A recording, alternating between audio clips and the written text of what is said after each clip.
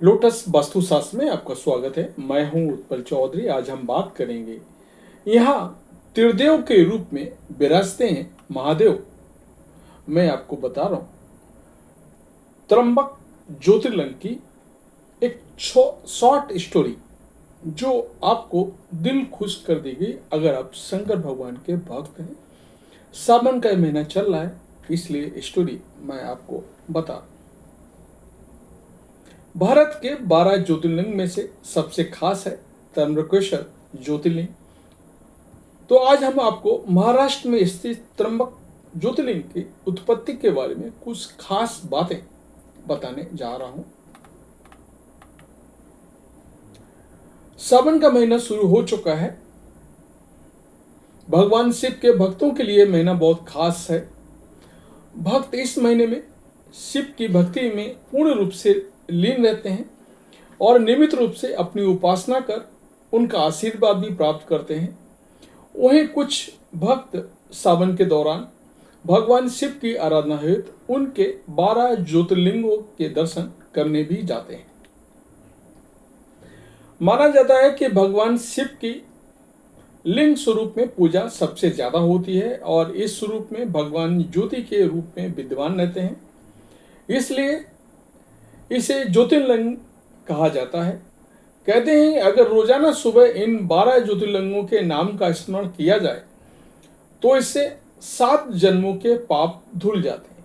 तो आइए इस कड़ी में आज आपको महाराष्ट्र में स्थित त्र्यंबकेश्वर ज्योतिर्लिंग की उत्पत्ति और उसके कुछ रोचक तथ्यों के बारे में बता रहा हूं। क्या है त्र्यंबकेश्वर ज्योतिर्लिंग की कथा?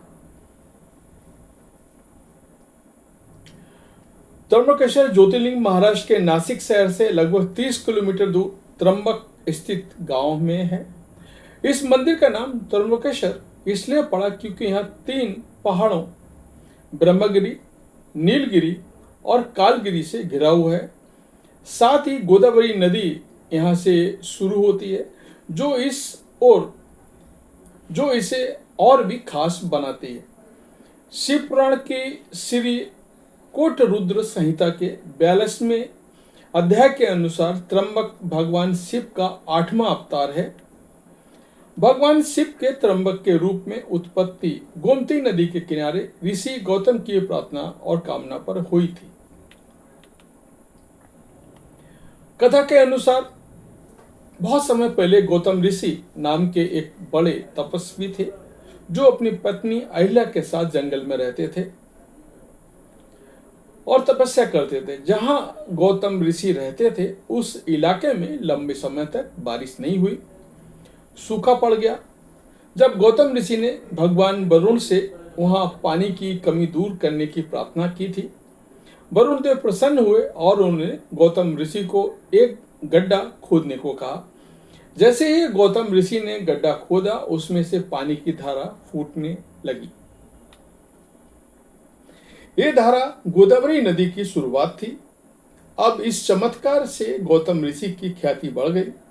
आसपास के कुछ ऋषियों को ये अच्छा नहीं लगा कि गौतम ऋषि इतने पूजनीय हो रहे हैं। उन्होंने गौतम ऋषि के खिलाफ षड्यंत्र रचा। उन्होंने गौतम ऋषि के आश्रम में एक गाय को भेजा जो उनके खेतों में घुस गई। जब गौतम ऋषि ने गाय को हटाने की कोशिश की तो गलती से गाय की मृत्यु हो गई। सॉरी। फिर भी यह बात पूरे गांव में फैल गई कि गौतम ऋषि से गौ हत्या का पाप हो गया। गौतम ऋषि बहुत दुखी हुए। सभी ने गौतम ऋषि से कहा इस हत्या के पाप का प्रायश्चित करने के लिए देवी गंगा को यहां लाना पड़ेगा।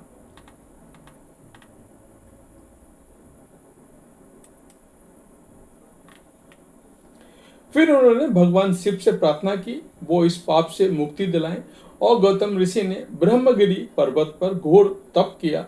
आखिरकार शिव जी प्रकट हुए और उनसे वरदान मांगने को कहा। इसके बाद ऋषि गौतम ने शिव जी से देवी गंगा को उस स्थान पर भेजने का वरदान मांगा। देवी गंगा ने कहा कि अगर शिव जी भी उस स्थान पर ज्योति रूप में रहेंगे तभी वह भी वहां रहेंगी। गंगा की बात सुनकर शिव जी ने त्र्यंबकेश्वर ज्योतिर्लिंग के रूप में ब्रह्मा विष्णु महेश के साथ लिंग रूप में वहां रहने का निर्णय लिया। इसके बाद गंगा नदी गौतमी के रूप में वहां बहने लगी, जिसको हम लोग गोदावरी बोलते हैं। इस तरह त्र्यंबकेश्वर ज्योतिर्लिंग की उत्पत्ति हुई। क्यों खास है त्र्यंबकेश्वर ज्योतिर्लिंग? ये ज्योतिर्लिंग बहुत खास है क्योंकि इस ज्योतिर्लिंग में 3 मुख हैं जो ब्रह्मा विष्णु और महेश का प्रतीक माने जाते हैं। आज भी लोग यहाँ पापों से मुक्ति, मन की शांति और आशीर्वाद पाने के लिए आते हैं। खासकर कुंभ मेले के समय तो ये जगह और भी खास हो जाती है। यहाँ कैसे पहुंचे, यानी त्र्यंबक कैसे पहुंचे, वो भी आपको बता रहा हूँ। अगर आप जाना चाहते हैं, सावन का महीना है, बहुत लोगों को पता है, बहुत लोगों को नहीं पता है, इसलिए मैं आपको बता रहा हूँ। अगर आप दिल्ली एनसीआर में रहते हैं और आपकी सबसे पहले दिल्ली से मुंबई ट्रेन लेनी होगी, जो अब कौन सी ट्रेन से जाते हैं, राजधानी से जाते हैं या एक्सप्रेस ट्रेन से जाते हैं, तो लगभग 24 घंटे के अंदर आप पहुंच जाएंगे।